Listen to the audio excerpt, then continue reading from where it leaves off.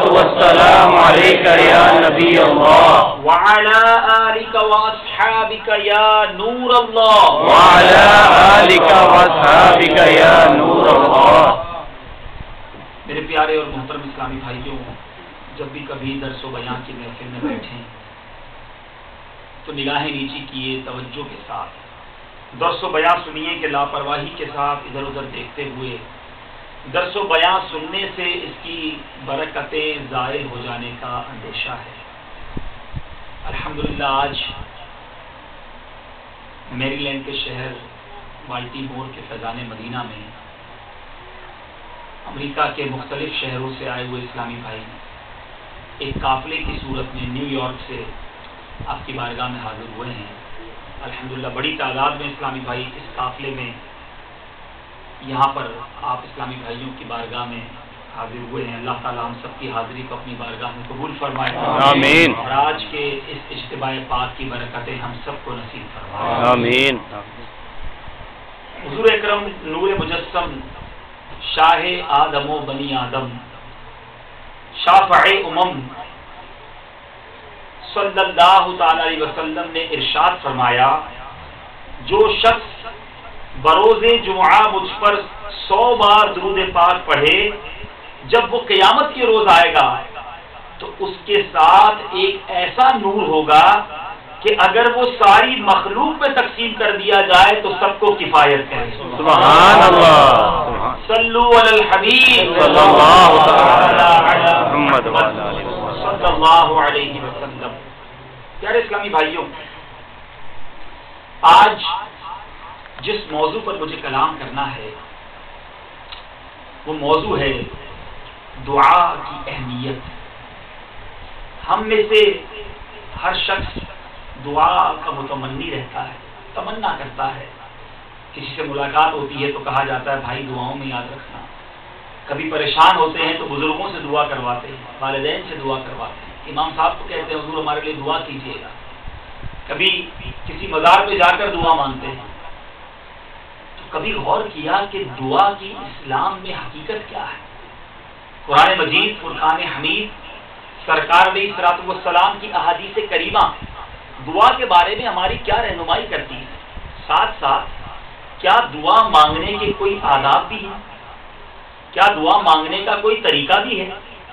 क्या दुआ के मांगने के कुछ औकात भी हैं? एक इतना अहम काम हम समझते हैं जिसको, उसके बारे में उसकी डेफिनेशन और उसके रूल्स एंड रेगुलेशन तो हमें नहीं पता। तो आज के इंशाअल्लाह मुख्तसर से वक्त में कुछ दुआ के बारे में सीखने और समझने की कोशिश करेंगे। अल्लाह तबारक व तआला हमें दुआ के आदाब सीखने की तौफीक अता फरमाए, आमीन। मीठे मीठे इस्लामी भाइयों, दुआ मांगना बहुत बड़ी सआदत है। कुरान और अहादीस मुबारका में जगह जगह दुआ मांगने की तरगीब इरशाद फरमाई गई है। एक हदीस पाक में है, क्या मैं तुम्हें वो चीज ना बताऊं जो तुम्हें तुम्हारे दुश्मन से नजात दे और तुम्हारा रिस्क वसी कर दे? मेरे आका फरमाते सहाबा इकराम से, क्या तुम्हें वो चीज ना बता दूं जो तुम्हारे दुश्मन से तुम्हें नजात दे दे और तुम्हारा रिस्क वसी कर दे? कितना प्यारा ऑप्शन है। हर में से हर कोई ये चाहता है कि अगर हमारा कोई दुश्मन है तो उससे हमें निजात मिल जाए और अल्लाह ताला हमारे रिस्क में बरकत अता फरमाए। सहाबा इकराम ने अर्ज की, या रसूल अल्लाह सल्लल्लाहु तआला अलैहि वसल्लम, जरूर इरशाद फरमाइए। तो मेरे आका फरमाते हैं, रात दिन अल्लाह ताला से दुआ मांगते रहो कि दुआ मोमिन का हथियार है। सुभान अल्लाह। दुआ सिलाहुल मुमिन, दुआ मोमिन का हथियार है। इसी तरह मेरे प्यारे और मोहतरम इस्लामी भाइयों, दुआ के फजाइल और बरक़ात की तो क्या ही बात है। कई मकामात पर कुरान मजीद, फुरकान हमीद और अहादीस किराम हमारी रहनुमाई करते हैं। मक्की मदनी सरकार शफीए रोज़े शुमार सल्लल्लाहु तआला अलैहि वसल्लम का फरमाने मुश्कबार है, बला उतरती है, फिर दुआ उससे जा मिलती है, फिर दोनों कयामत तक झगड़ा करते रहते हैं। अब बंदे पर बला आ रही होती है, मुसीबत आ रही होती है, उसे नहीं मालूम, वो दुआ के लिए हाथ उठाता है। वो दुआ जो है उस बला को दरमियान में इंटरप्ट कर देती है और कयामत तक ये बला और दुआ आपस में झगड़ते रहते हैं और कयामत आ जाती है, बंदे को बला नहीं पहुंचती। یہ دعا کی برکتیں ہوا کرتی ہیں. حضرت سیدنا ابو ذر غفاری علیہ رحمۃ اللہ الوالی کیا خوب ارشاد فرماتے ہیں عبادات میں دعا کی وہی حیثیت ہے جو کھانے میں نمک کی حیثیت ہے. مجھے بتائیے، بڑا اچھا کھانا تیار کر لیا جائے، دسترخوان چن دیا جائے، طرح طرح کے کھانے ہوں، مگر اس کے اندر نمک نہ ڈالا جائے.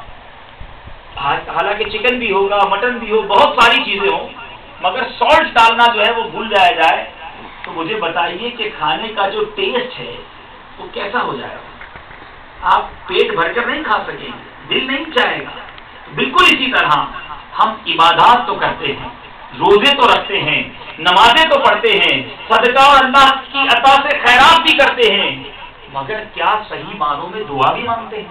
کہ دعا کا تو برکت یہ ہے کہ جس طرح کھانے میں نمک کے بغیر کھانے کا مزہ نہیں ہے، اسی طرح اگر آپ عبادتوں کا ذوق چاہتے ہیں، اسی طرح عبادتوں کی لذت اٹھانا چاہتے ہیں، تو عبادت کے اندر بھی دعا کا نمک جو ہے وہ ڈالنا ہوگا.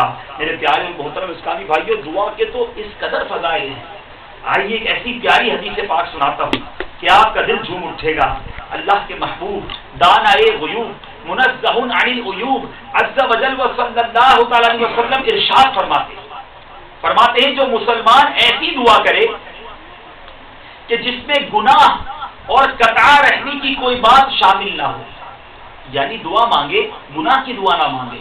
معاذ اللہ اگر کوئی شخص یہ دعا مانگے کہ یا اللہ میں جوا کھیلنے جا رہا ہوں، مجھے جوا میں کامیابی عطا فرما، تو یہ تو گناہ کی دعا ہے. یہ دعا مانگنا بالکل صحیح نہیں. بعض اوقات تو اس کے بارے میں بہت سخت حکم لگے گا.